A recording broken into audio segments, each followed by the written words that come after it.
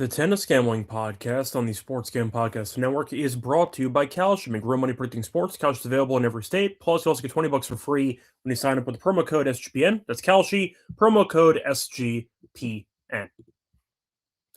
And welcome, everyone, to the Tennis Game Podcast here on the Sports Game Podcast Network. Currently Friday afternoon, January 30th, around 1:20 p.m. Eastern Time. I'm Rosso Scott Reichel, once again going solo for this pod. Time to get into the final match on the women's side for the Aussie Open. We're going to break down the match between Rybakina and Sabalenka, taking place on Saturday morning, technically, at around 3:30 a.m. Eastern Time. Break down that match in a second. Before we get that, though, a reminder that you can support the show by liking and subscribing on YouTube. A reminder, podcast you can also find audio only on Spotify or Apple. It's a couple ways to support the show. Like, subscribe on YouTube, and also leave a rating and a review on Spotify or Apple. Plus, a reminder, check out the merch store. A lot of great Tennis Game Podcast merch that we have. Sweatshirts, t-shirts, and mugs, etc. Different colors, different options. Think you'll like the options that we have. So make sure to check out the merch store. Plus, a reminder, if you want to get access to all of our picks and podcasts at SGPN in one convenient app, download the SGPN app in the App Store, free to download. Once again, free picks, free podcasts, free app. So make sure to check out the SGPN app in the App Store to get access to all of our podcasts in one easy location. So a reminder for the actual game plan for the recap portion, we will recap the lock and dog from the men's semis. However, we are not going to deep dive those two matches. We are going to save that for the men's final. So if you want a bigger breakdown of those two five-setters, we'll do that in the next episode. Instead, we're going to recap the lock and dog, then pivot immediately into the recap of the women's semis that already happened. So to keep that in mind. Now, for the lock and dog, unfortunately, ended up going 0-2. For the lock, we had Sinner, 3-0 at -135. As he lost outright to Djokovic in a shocker, as he lost in 5 sets. Wasn't close anyway. It wasn't even a 2-set comeback there.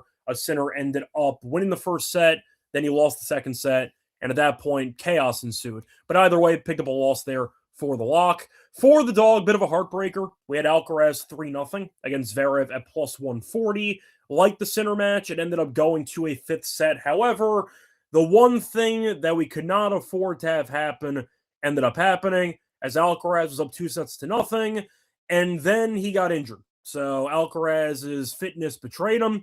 He found a way to win the match anyway. But the point is, if he had not gotten hurt, he probably would have won in straight sets. But unfortunately, he started cramping, and Zverev did the bare minimum to win the next 2 sets. But either way, point is, a bit unlucky with the injury, because Alcaraz was looking like he was ready to roll in straight sets at a good price, and unfortunately, that did not work out. So either way, we'll break down those 2 matches a bit more in detail next episode. But to segue into the recap of the women's semifinal matches, not too much drama. So I said before, the men's semis ended up going the distance. These women's semis went no distance at all, as both of them ended in straight sets. Now, one of them was a little bit dramatic towards the end. The other was very straightforward. Sabalenka ended up beating Svitolina in straight sets. Really never a doubt there. Sabalenka, simply put, was too good. Sabalenka, though, was down a break immediately in the second set.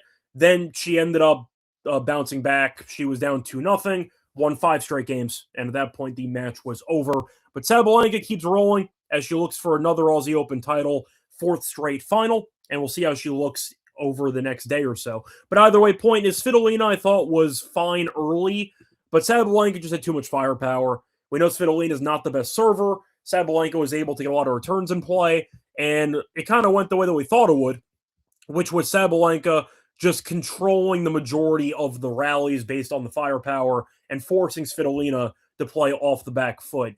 But Sabalenka was great. Like, simply put, we know that this is her best overall Grand Slam tournament, and she looks great again as she ended up coasting. She has still not dropped a set, so good for her. And now she advances to the final, taking place on Saturday morning. Now, for the other matchup, this one got a bit more dramatic as Rybakina ended up beating Pegula in straight sets. However, it did get quite dicey. Rybakina almost put together an epic choke job in the end of the second set. So Pegula's serving at 3-5, and Rybakina has triple match point. So keep that in mind. She blows 3 match points. Then she serves for the match, gets broken. So classic Rybakina already. Then Rybakina breaks Pegula back for a chance to serve for the match again for the second time. And she gets broken again. And then Pegula actually had to fight off, Pegula ended up having 2 set points in the tiebreak, did not convert. And then you saw Rybakina find a way to win with the backhand return winner down the line. But the point is, Rybakina made a mess of the end of that second set. So we actually got some drama, as it looked like it was going to be 6-3, 6-3 once again. And then you saw Pegula fight off 3 match points. She ended up watching Rybakina choke away her serve twice while serving for it. Then we almost got 3 sets because Pegula almost won the tiebreak. She did not, and Rybakina eventually got the job done there in straight sets. So we have Sabalenka taking on Rybakina in the final. Now both players have not dropped a set yet, so both players have been in great form, and we'll see what happens. A reminder, this is not the first ever meeting between them for the Aussie Open title, as they faced off years ago, and Sabalenka did win in 3. But either way, once again, not too much drama. The end of the Pegula second set was fun, but either way, the 2 favorites won in straight sets, so not too much of a shock, so to speak, for the actual results for those 2 matches. But either way, once again, we are going to save the men's semis recap for the next episode. So nothing else to really talk about when it comes to the women's side. It was pretty chalky, and we have the 2 best players on hard court in the event in the final. So we'll see what happens.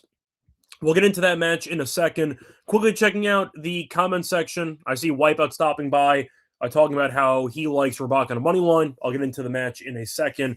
But look, it's been a common theme for Rybakina. I know that she ended up winning anyway, so I guess in hindsight, it's a pretty, it's a moot point. But Rybakina's had issues with choking for a long time, and it looked like a classic Rybakina situation where she was nervous, her coaching staff was on pins and needles, and she found a way to survive. But we've seen Rybakina blow some pretty big leads before. I mean, top of my head, I remember the City Open, and I believe she had a massive lead against Layla, and then she ended up choking that one entirely. So we've seen some pretty bad collapses from Rybakina, and I do wonder if it ends up coming down to a very, very tense third set against Sabalenka. Will that impact my handicap of Rybakina moving forward? And I think it has to. Because if you don't trust her to actually close out matches, then I don't know if I could fully believe in her to complete the task at hand. Now, I don't want to compare her exactly to Zverev, because unlike Zverev, she has won a Grand Slam title before. But the same idea. You have certain star players who just are unable to deliver their best tennis when the moment demands it. And I feel like that is a concern moving forward for Rybakina, which he has to address. But either way, she was able to find a way to overcome the collapse, got the job done in the tiebreak, and we move on into the final. Anyway, that's going to wrap it up for the actual recap of the women's semis. Time to move on into the time to move on into the preview of the final. Before we get into the actual preview of the match, though, a reminder, they're brought to you by our sponsor, which is Avo. So if you want to make more money betting on sports, do it with Avo. Avo's the best sports betting tool. It helps you make a profit every time you decide to place bets. Do it by spreading arbitrage and plus the opportunities for you. And a reminder, if you don't know what that means, that's fine. Check out the video step-by-step guides they have for you. So they'll teach you how to do arbitrage and all that fun stuff. And a reminder, if you want to check out Avo, go to avo.bet. Use the code SGPN for $18 off your purchase. It's avo.bet, code SGPN for $18 off your purchase. We're also brought to you by Kalshi, a real money prediction market available in every state. So you can trade tons of markets in sports, the NFL, college football, college basketball, the NBA, NHL, and more. Plus trade props like first touchdowns, and they also have options that are not sports. They have politics, entertainment, and even the weather. And a reminder, if you are new to Kalshi, great sign-up deal courtesy of us. Get $20 for free when you use the code SGPN. That's Kalshi, Kalshi, code SGPN for a free $20 at sign-up at Kalshi. Welcome back, everyone, to the Tennis Game Podcast. Finished going through the recap of the women's semis. Time to move on into the preview of the final between Rybakina and Sabalenka. So, for the actual pricing, Sabalenka's favored -177. Rybakina's around +148. For the over-under, I see 22.5 games at about -110 apiece. For the spread, I see Sabalenka -2.5, and I see Rybakina +2.5, basically the same juice on both sides. Set spread, you have Sabalenka in straight sets at plus 143. Rybakina in straight sets at 325. The over 2.5 sets is at plus 130. For the tiebreak, yes is plus 143. No is minus 182. Team total, 12.5 for Sabalenka. Bit of juice there, not a lot, for the 12.5 over, and the under's even money. And for Rybakina, it's at 12.5. The over is at plus 116. The under is at minus 148. And Rybakina to win a set, by the way, is minus 186. Now, for that head-to-head history, it actually has been pretty competitive between the two of them, as it has been basically an even battle so far.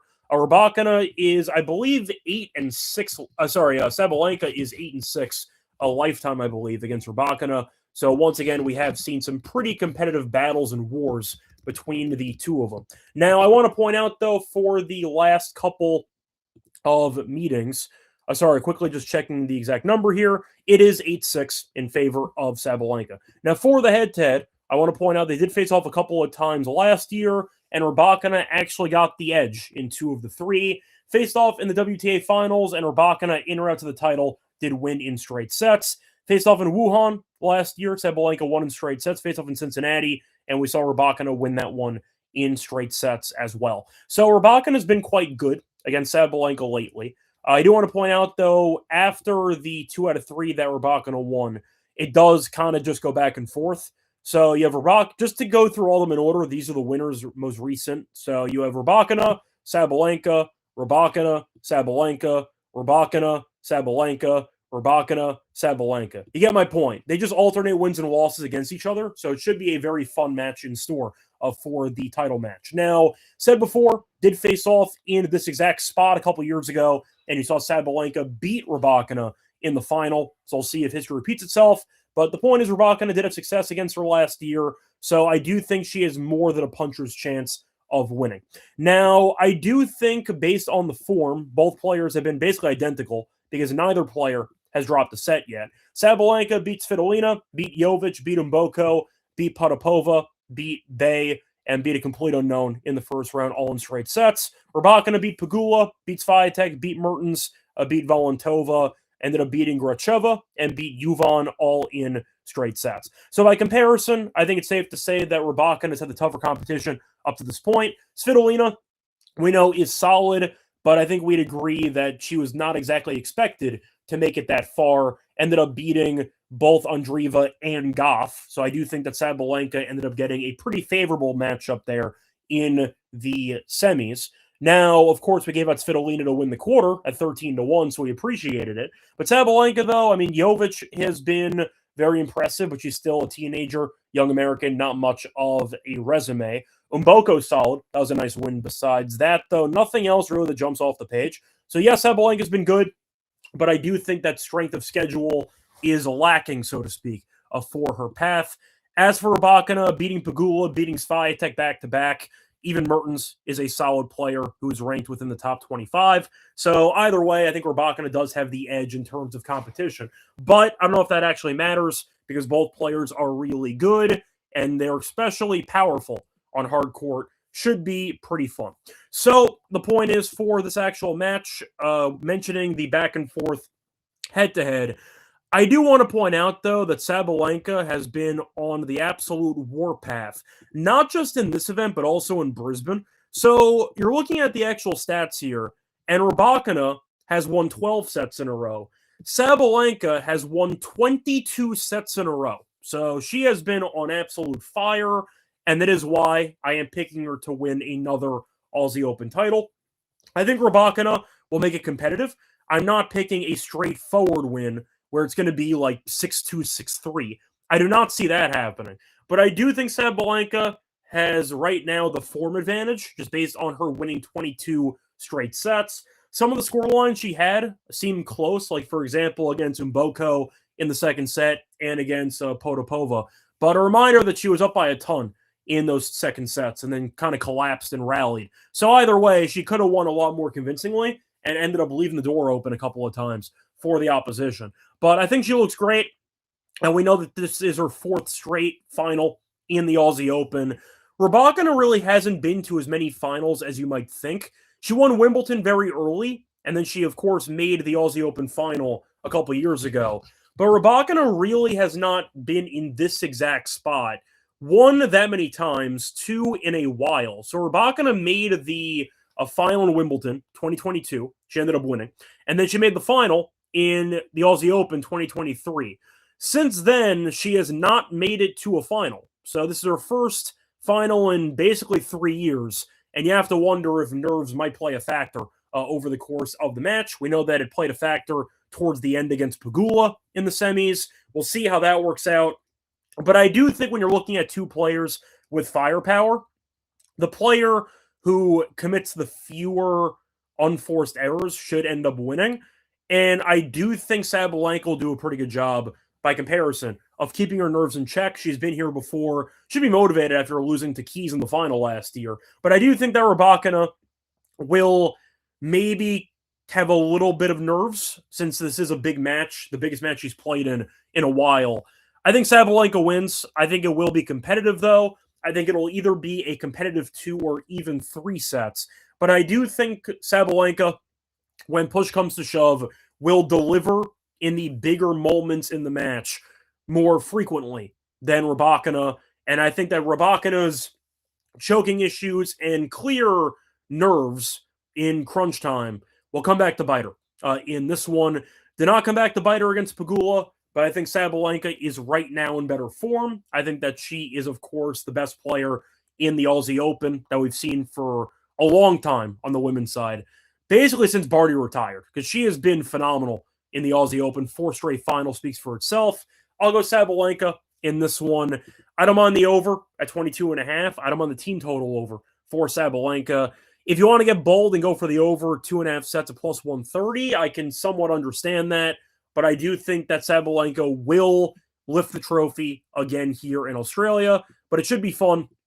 I see a comment from a Singh saying that Rybakina is currently leading in the hard court. That is true. But once again, I do think nerves might play a bit of a factor there. I just think that Sabalenka will find a way to get the job done. I think Rybakina maybe even wins the first set. Who knows? But I do think when it gets to the very, very stressful time in the match, I trust Sabalenka to deliver more than Rybakina. So there you go. That's my thoughts on the match. Time to move on into the lock and dog picks. Before we get into the actual lock and dog, a reminder they're brought to you by our sponsor, which is Underdog Fantasy. Play Pick'em entries, chance to win 5,000 times your entry to bring the playoff magic all playoffs long. Every playoff weekend, open the app, see what promos are waiting for you. And a reminder, if you're new at Underdog, capitalize on the new offer to customers. Play just $5, $75 bonus funded to sign up with the code SGPN.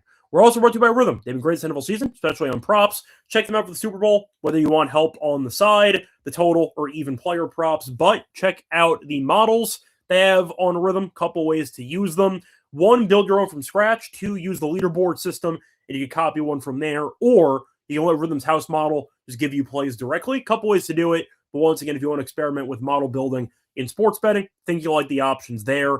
But a reminder that if you are checking out Rhythm and you want to go premium with your membership, use the code SGPN25 when you download the Rhythm app. It'll get a quarter off your first month. That's Rhythm, RATHMM, code SGPN25 for a quarter off your first month at Rhythm. Welcome back, everyone, to the Tennis Game Podcast. Finished going through the preview of the women's final between Rybakina and Sabalenka. Time to move on into the lock and dog picks. For the lock, I'm going to go back to the team total. Give me Sabalenka team total over 12.5 at minus 125. Like the price, Rybakina's had a couple of close sets lately, as she's had 2 straight matches with a 7-5 or a 7-6. Sabalenka, though, has had a breaker in 2 of her last 4 matches, and I do think that you might see more holds than usual for a women's match based on how well these two can serve. But I do think you're going to end up seeing what should be a very tough match, and I do think there's a couple of scripts for Sabalenka to go over this team total. I am going to point out as well that a 3-setter is definitely not out of the realm of possibility, as 3 of the last 6 meetings have gone to a 3rd set. So I do think that Sabalenka can get there in a couple of ways. Either a close set and she ends up winning in straight sets, so a 7-5 or 7-6, and you're in good shape. She goes to 3 sets and wins, or she goes to 3 sets and loses a war. Couple of scripts, but either way, I do think that Sabalenka should win at least one set, and I do think that you might get one very close set on the card. So once again, give me the team total over for Sabalenka as my lock for the show. For the dog, I am going to go with Sabalenka to win, but I will throw in kind of an overlap. Give me the over 19.5 games as an alt number, parlayed with Sabalenka money line, and that SGP pays out at plus 112. First of all, bunch of head-to-head meetings, and they've all been competitive, or at least most of them have been. So 11 of the 14 career meetings have had at least 20 games. So we have seen a bunch of marathons between the two of them, and I do think that even a 6-4, 6-4 final is still possible, and I do think that, once again, 19.5 is a good way to reduce the juice for the money line on Sabalenka. Turning minus 175 or so into plus 112, I think is quite appealing. Said before, though, nerves might play a factor for Rybakina, first Grand Slam final since 2023. As for Sabalenka, been there, done that, fourth straight Aussie Open final. I think Sabalenka will look a lot better, I'd say, emotionally over the course of this matchup. I think that Rybakina eventually will struggle with the actual moment itself, and I think Sabalenka will end up winning. But once again, instead of taking minus 177, I'd rather throw in a very low total, and that way take about 80 cents off the price. I'll go for that SGP as my dog for the show. So once again, the lock and dog picks. The lock's going to be on Sabalenka team total over 12.5 games at minus 125. For the dog, give me the match itself over 19.5 games, all total, parlayed with Sabalenka money line at plus 112. Anyway, let's wrap it up for the show. Back once again for the men's final in the Aussie Open tomorrow. Till next time, find me on Twitter, Reichel Radio. Support the show, like, subscribe, and don't forget to leave a rating and review on Spotify or Apple. Till next time, good luck to all of you.